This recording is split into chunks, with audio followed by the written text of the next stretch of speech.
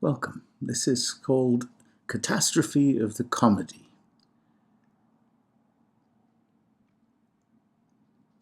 Our friends, we don't even know in which direction is the dusk nor which the dawn, nor where Helios, shining for mortality, goes beneath the earth, nor where he comes back up. No, let us have a think, and soon, if there will yet be any cunning plan. But for my part, I don't think so. O piloiu gar widmen hopes dopos ud hopaia vos, ud hopaia velios pavesimbrotos es hopogaian, ud hopean netai. Alla prasdometa tasson etis et estai matis, ego du goio mai enai.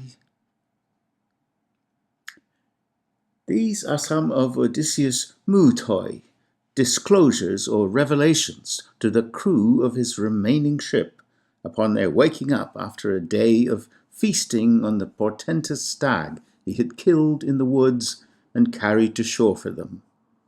I don't think the import of these words receives enough attention. They almost immediately fade from mind once Circe and her magic take the stage. But they say something shocking about the state of Odysseus' disorientation, meant in the most literal sense, and frame the landing point of Circe's isle in an extraordinary way.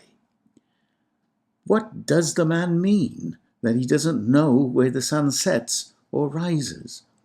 One might indulge in referring to Odysseus as the man because of the poem's opening line. He has just filled a day from dawn to sunset, the third dawn after the arrival on Aiaia. He set out to find a lookout point. In the heat of the day, on his way home, he met the thirsty stag.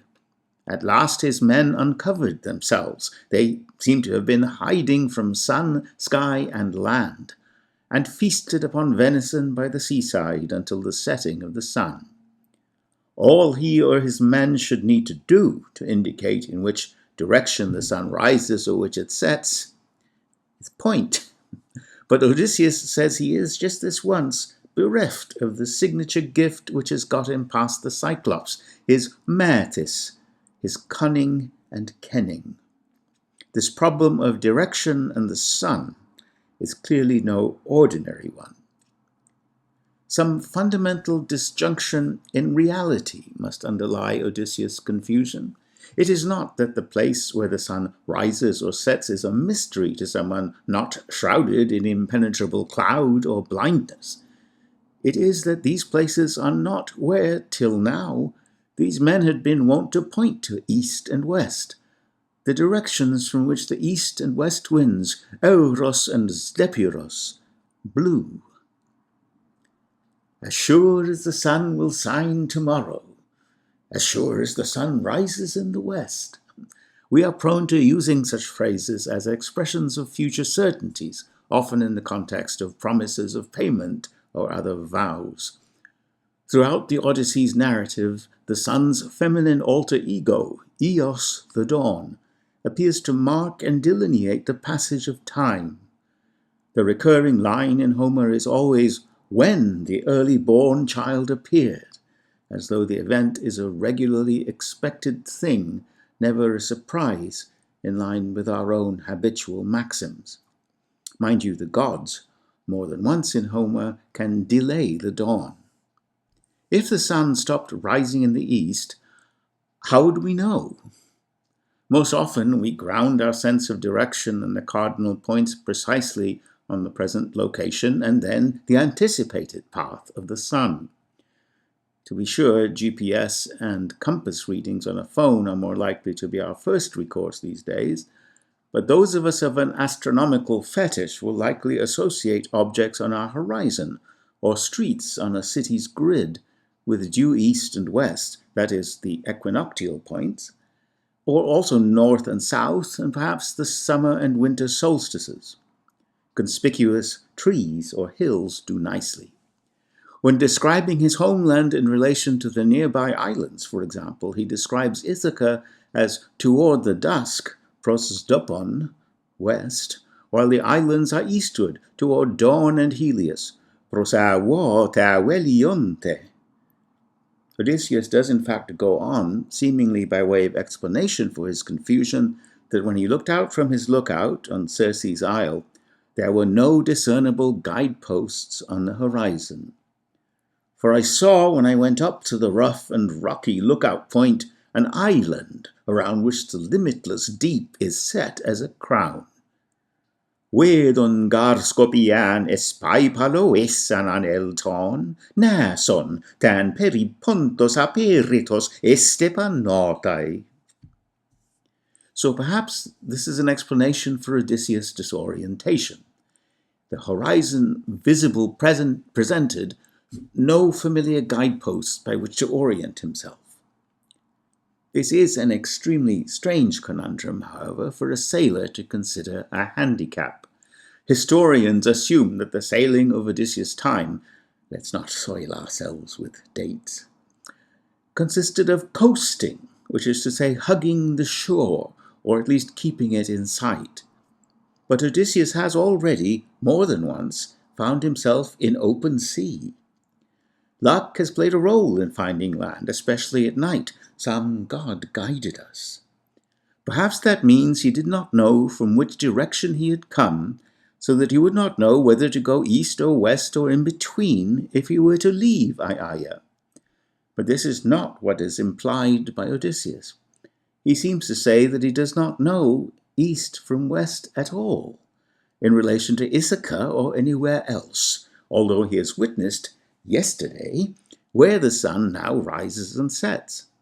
Something has shaken his confidence that those directions from yesterday are the same ones he used to name and know.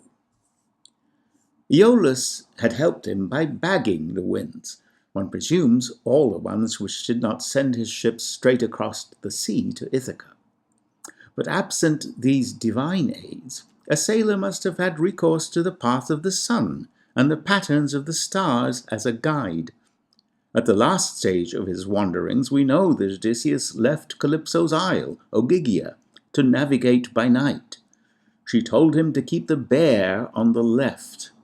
Homer describes the constellation's spinning motion in place, which implies that the pole must have lain within the bear. Hence, Calypso has advised Odysseus how to travel east toward the equinoctial dawn. As I have noted, modern astronomers assert that this situation, where the pole was in the bear, never obtained on this earth. But ancient records across the globe testify to the fact that the pole was once in the bear. There is also testimony for reversals of east and west and back again, which imply either that the earth turned upside down or reversed its spin, or both, at different times.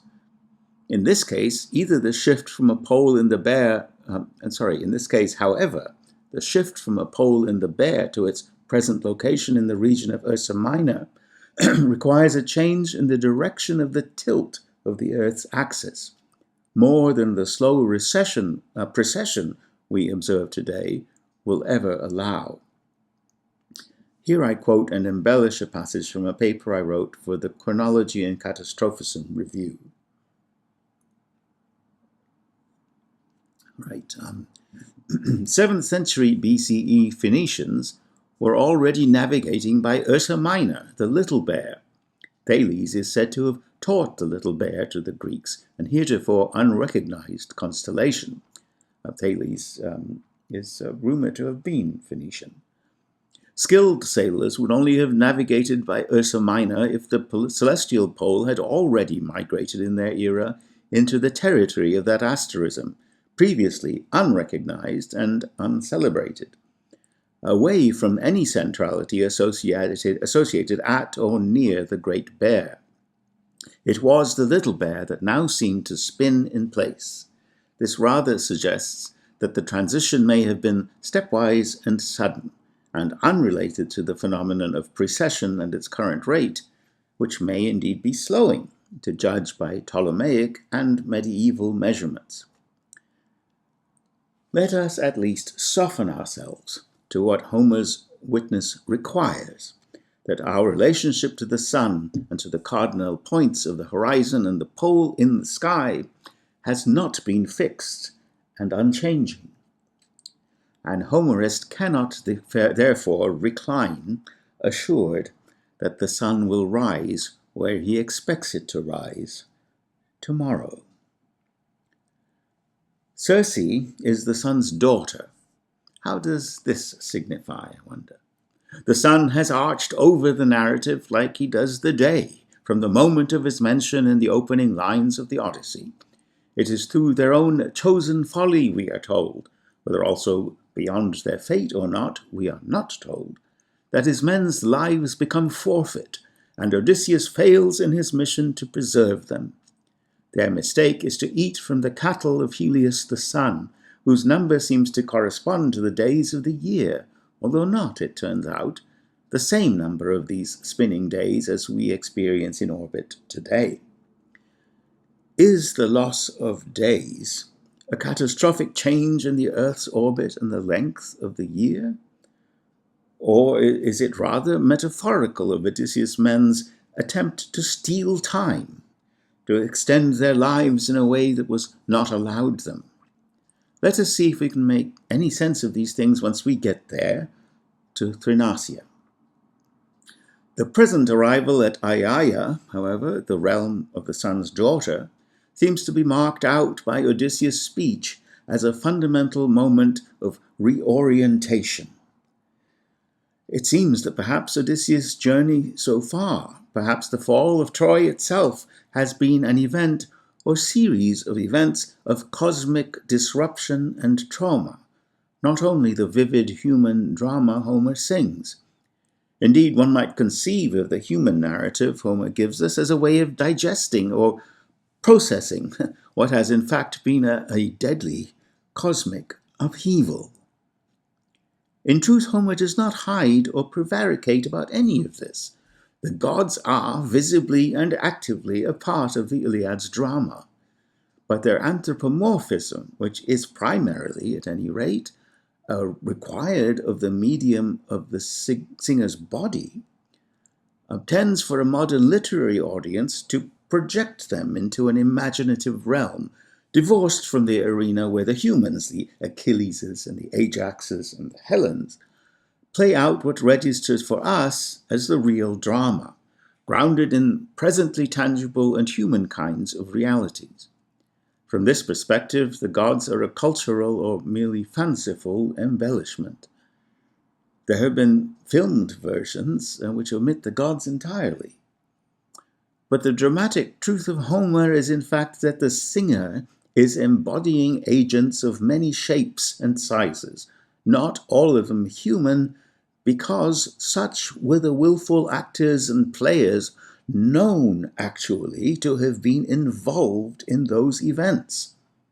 One should conclude that for Homer and his audience, the planet gods, Ares and Aphrodite and Zeus and Athena, were visibly real and willful agents in the drama of the Trojan War.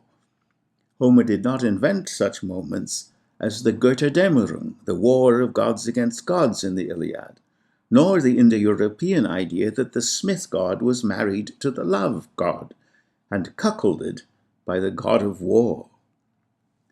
From the perspective of a composer composing for a solo performer equipped with his voice, his body, and his prop stick, which can become everything from a sword to an oar to a thunderbolt to a weaving rod. Every agent who must participate in the action must also be shown to be plausibly self-motivated. Of course, Homer at times takes license in the service of the drama in private apparitions and the theatre of the councils of the gods. This is not bearing witness in a courtroom. Boundaries are stretched, as ever in the Odyssey, when Nestor declares that Athena's presence alongside Odysseus in the battlefields of Troy was, in fact, manifest to everybody.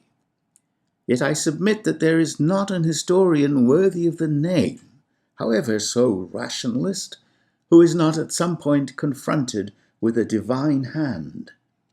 They are Thucydides confronting the extraordinary debacle of Athens in Sicily.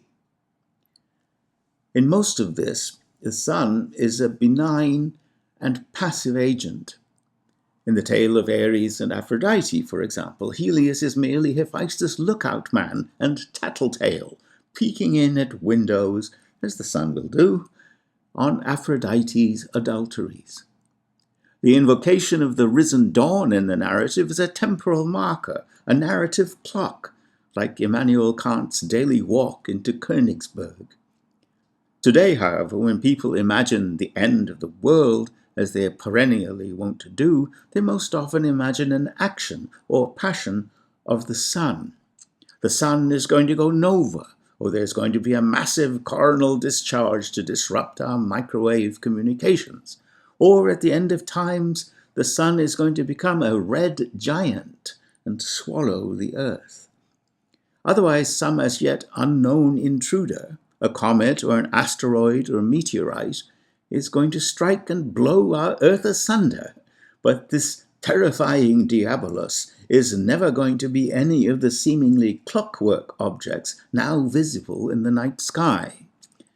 What is perhaps impossible for us to understand or imagine, including on a purely visual level, is the world Homer directly depicts, one where Helios the sun is far from the most powerful being in the sky. Proud Jupiter, radiant Venus, ruddy Mars, now points of light, were feared and worshipped. They wielded thunderbolt, aegis, and spear. Helios, by contrast, merely shines for the benefit both of the gods and of mortal humanity, spreading rays over ripening fruits and unharvested fields. The importance of the sun in the Odyssey may perhaps signify the accession of a new age, one where the ethos of regularity in the sun takes over from the electric and electrifying gods, the age of Zeus and his predecessors, who take on newly quiescent and observant roles. But this is speculation, to which I welcome different takes and inspirations. We do well to remember that the settled regularity which allows Odysseus to navigate by the stars at the pole at the end of the journey, which reorients here at Circe's Isle, and perhaps again over the stretch of years on Calypso's Ogygia at the navel of the sea, is nevertheless not to navigate by our pole. Our pole could not have been in the Bear without the intruding of yet another shift in the order of the world. Indeed, Homer's invocation of the appearance of a pole in the Bear may well be a way to transport his audience into that time, rather than a reminder of the present sky over their heads. But it remains the case that Homer's poems, including his description of the spinning of the bear in the sky, may be musical memories, actually surviving from that time. The effect of Odysseus' speech, especially his mention of the sight of smoke rising from a steading in the midst of the isle, is to break the men's hearts. Of the several perilous and deadly adventures they have already had, it is said that they are put in mind only of these two, the deeds of Antiphates the Laestrygon and the violence of the Cyclops, the man-eater. In both these episodes, giants hurl mountaintops and mighty boulders down upon them. In the case of the Laestrygonians, 11 of Odysseus' 12 ships are destroyed with their men. We spoke of processing catastrophe through humanizing story. Are these two episodes in particular ways of speaking about the cosmic catastrophes that might have left not only Odysseus and his men, but the earth itself disoriented? Are giants hurling stones a way of speaking about the bombardment of the earth by bolides, a rain of meteoric iron which ushered in an iron age? If Odysseus' harried fleet is the ark of humanity, this bombardment and upheaval of the earth's parameters must have decimated our numbers. Odysseus lost 11/12 of his ships and men. His crew wail aloud, and burst into tears. But no, nothing useful came of their blubbering. Alugar tis praxis eginet o muromenoisin. Odysseus moves quickly to number and divide his men, appointing a captain to a second group. He himself and Eurylochus are the two archons. Given what we know of his intentions to bribe the men with dinner, so that they, rather than he, will go to investigate the smoke, I guess Odysseus has had his fill of running toward the danger, like when he alone led his ship to the land of the Cyclopes. The whole census and democratic exercise seems rigged, like all democratic exercises. The lots are shaken, but there's no surprise when Eurylochus' lot falls out. The whole speech of disorientation and its aftermath are barely 10 lines. We slip immediately into the world of Circe and her spells. So in dwelling on it, perhaps I am distorting what Homer is giving us. But it sticks out, nevertheless, all the more for how we are tempted to slip by the speech without marking what the man is actually saying. The search party is greeted at Circe's stone house by wolves, mountain wolves, and lions. These creatures also are man-eaters and rophagoi, like the Cyclopes and the Lastrygonians, yet we do not speak of such carnivores as cannibals. The description does not suggest that Circe has transformed them from humans, but merely that her drugs have tamed them somehow, so they behave like domestic dogs, fawning and wagging their tails for a treat. These she herself bewitched when she gave them bad drugs, nor did they start up against the men. No, these actually stood up wagging their long tails around, just as round their lord. When he comes home from a dinner party, the dogs will wag their tails, for he always brings them treats for their humour. So around the men, the wolves with tough nails, not to mention the lions, started tail wagging, and the men got scared when they saw the monstrous portents. Tous auta telksen epe kakapar makedoken. Ud hoig horme tasan epandrasin al aratoige, hu reisin macreisi perisain non desanestan. Ost hotan ampiwanakta kunes dai tateneonta, sainos aiegarte pere me ligmeta tu mo. Ostus ampilukoi cateronukes adeleontes sainon. Toide duesan epe vidon aina pelora. There are many of us, mind you, who fear dogs instinctively. Mankind's friend can bite. I heard from David Green that pig dogs can be especially nasty if, for example, you have a fall in the sty. Schweinhund is a dirty word for a reason.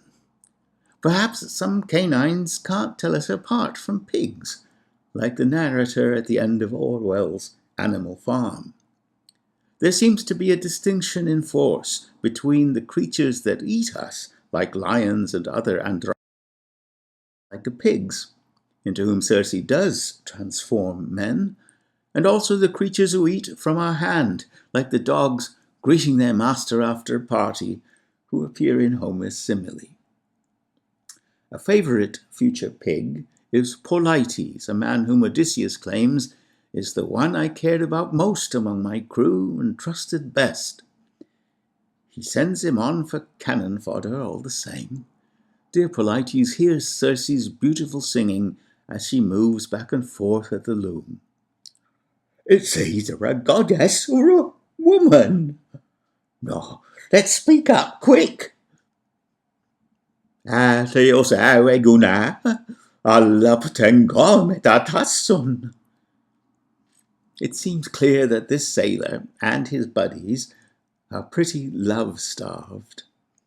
The cosmic fire sparks also in diminutive organs. How does the chaos, death, and disorientation of unmitigated catastrophe sit so close to this kind of comedy? There's a story in that. In Lear, Edmund the villain calls his brother Edgar the catastrophe of the comedy. Catastrophe is a word that belongs to comedy. It refers specifically to the climactic scene of resolution in a comedy, when the world turns, strepein, upside down, kata. In the human realm, this means the downtrodden, but deserving, rise to the top, especially the plucky hero, while in a sudden twist, the villain, his allies and plans are thwarted and he is exposed to meet his just punishment.